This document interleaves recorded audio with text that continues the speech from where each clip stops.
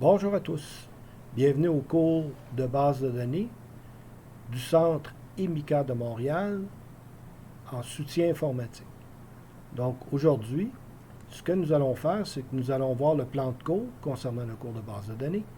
Nous allons vérifier chacune des sections, donc ce que nous aurons à accomplir durant le cadre du cours, ainsi que les évaluations qui sont rattachées au cours. Donc sans plus attendre, passons maintenant au plan de cours.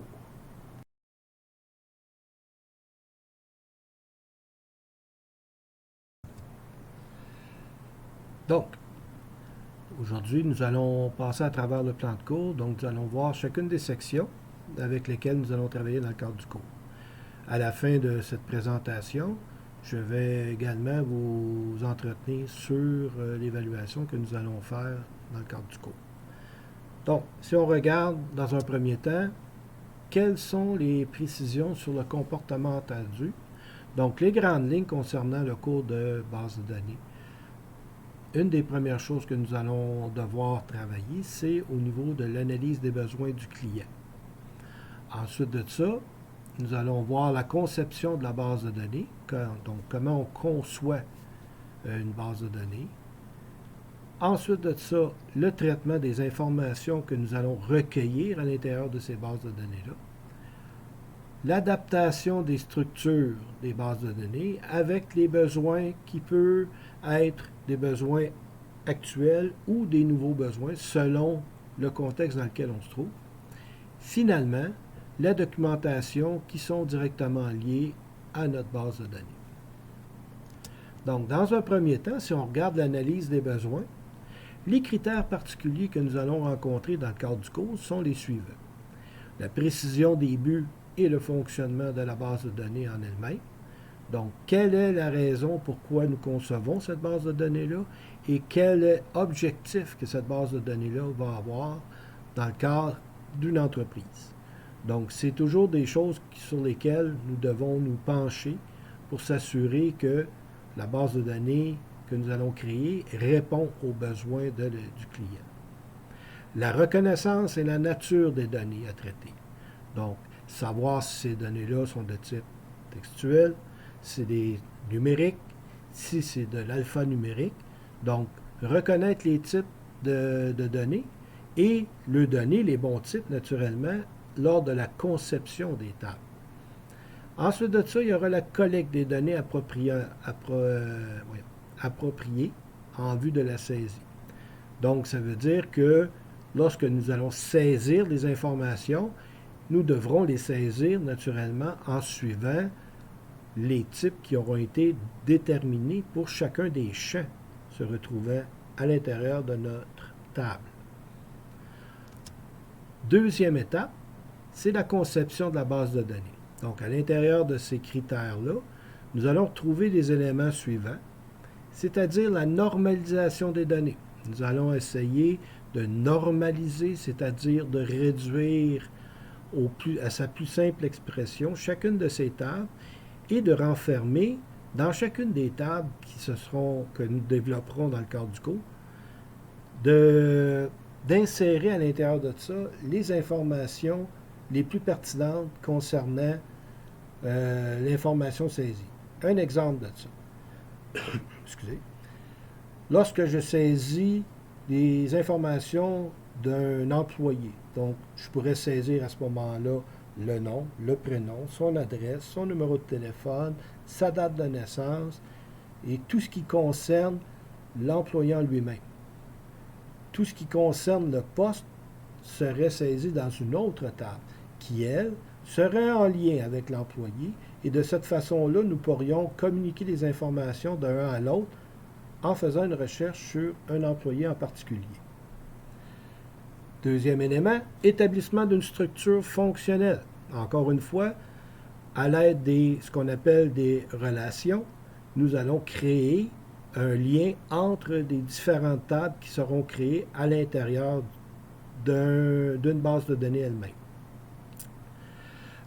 Troisième élément, c'est la création correcte des tables, donc en utilisant nécessairement la bonne nomenclature, les bons types et tout ce qui s'ensuit. La création de formulaires de saisie, la création de requêtes, mais dans la première section, les requêtes ne seront pas nécessairement touchées. Ça va être plus dans la deuxième section où nous allons nous attarder plus à ce niveau-là, au niveau des requêtes. Troisième étape, ce sera la création de ce qu'on appelle les rapports ou les états, tout dépendant de quel point de vue on regarde. On en rediscutera lorsque nous serons rendus à cette étape-là.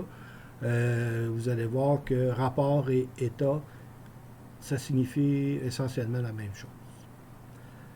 Ensuite de ça, nous allons faire les vérifications du bon fonctionnement de la base de données. Naturellement, lorsque nous allons tester l'entrée des informations à l'intérieur des tables, à ce moment-là, nous allons pouvoir vérifier par l'utilisation des requêtes, voir si nos tables sont bien agencées une avec l'autre. Dernier point, la mise en place de mesures de sécurité appropriées aux besoins, c'est-à-dire que nous allons créer ce qu'on appelle les intégrités référentielles qui vont nous permettre justement de s'assurer que lorsque un élément est éliminé d'une table, tout ce qui est rattaché à cet élément-là est également éliminé s'il n'y a pas d'autres éléments qui y sont rattachés. Donc, on reviendra sur ce point-là un peu plus tard dans le cadre du cours. Donc, ça va nous permettre justement d'éviter ce qu'on appelle des liens morts à l'intérieur de nos tables. Traiter des informations. Donc là, au niveau des critères particuliers à ce niveau-là, donc nous avons ici l'utilisation optimale des possibilités, donc au niveau de l'affichage, au niveau de l'interrogation, la consultation, le tri, l'indexation et l'extraction des informations. Donc ce sont tous des éléments avec lesquels nous allons traiter dans le cadre du cours par l'entremise de différentes facettes, c'est-à-dire soit les requêtes, soit les formulaires ou soit ce qu'on appelle les étapes. Donc, on verra à ce moment-là comment on peut appliquer ça dans chacun des contextes. Le point suivant est l'utilisation correcte des fonctions de calcul et de statistiques. Donc, à l'intérieur de nos requêtes, nous allons créer ce qu'on appelle des requêtes d'action, des requêtes où nous allons avoir des champs qu'on appelle des champs calculés. Donc, il va utiliser des champs numériques pour exécuter certains calculs. La production correcte de rapports à l'écran et sur papier. Donc, encore une fois, ce point-là est rattaché directement aux états. L'ajout, la suppression et la modification des données selon les besoins. Cette étape-là, c'est rattaché aux requêtes. On appelle ça des requêtes d'action. Les requêtes d'action, elles, vont nous permettre de faire soit des ajouts d'informations à l'intérieur d'une table, soit la suppression d'informations ou la modification de l'information. Exemple, si j'ai le salaire des employés et que je veux l'augmenter d'un pourcentage X, je peux, à l'aide d'une requête de modification, modifier le salaire de tous les employés et d'augmenter selon le pourcentage qui sera préétabli. Ensuite de ça, nous allons faire l'importation et l'exportation correcte des informations. Donc, des informations qui se retrouvent dans des tables externes à notre base de données, on peut aller les chercher et les importer à l'intérieur de nos tables qui composent notre base de données ou faire le cheminement comptable. Dernier point, c'est la création de microcommandes fonctionnelles et appropriées aux besoins. À ce niveau-là, nous allons principalement se concentrer sur des requêtes de type SQL. Donc, SQL est un langage typiquement relié aux bases de données. Nous allons nous attarder, lorsque nous serons rendus à cette étape-là, sur le SQL en lui-même. Prochain point, adapter la structure de la base de données à de nouveaux besoins. Donc, toujours au niveau des critères de performance concernant les bases de données, nous allons vérifier l'intégrité des données, le bon fonctionnement de la base de données, l'optimisation et les performances de la base de données. Donc, nous allons voir les différents outils qui vont nous permettre de faire ça. La personnalisation correcte de l'interface utilisateur. Donc, selon des contextes particuliers, nous allons créer des interfaces que l'usager va se retrouver dans un environnement familier. Modification des éléments selon les besoins.